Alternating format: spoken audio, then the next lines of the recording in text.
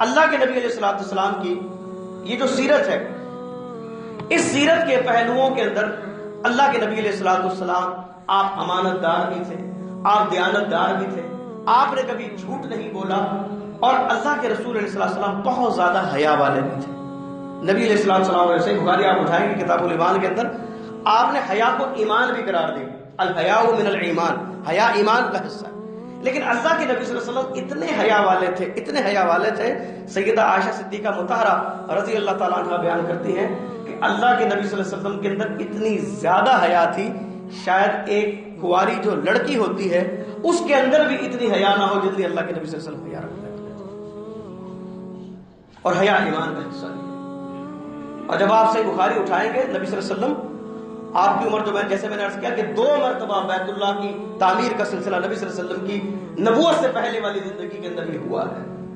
تو اس کے اندر باقاعدہ آتا ہے کہ جس وقت بیت اللہ کو تعمیر کیا جا رہا تھا، اس کی مرمت کی جا رہی تھی، تو نبی علیہ السلام آپ چھوٹے تھے، آپ پتھر اٹھا کر لے کر آتے،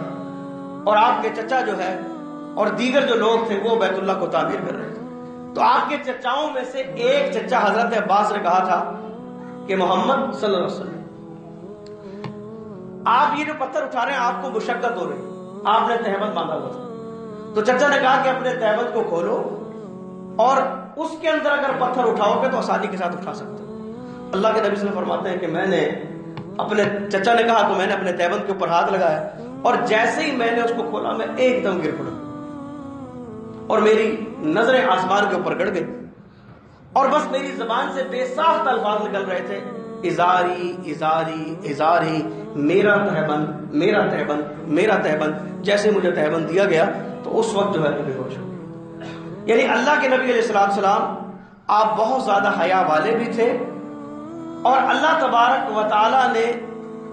آپ صلی اللہ علیہ وسلم کی اس طرح حفاظت فرمائی کہ دور جاہلیت میں بھی نبی علیہ السلام کا کبھی جو ہے وہ سطر نہیں کھلا۔ اللہ تعالیٰ سے دعا کریں کہ رب العالمین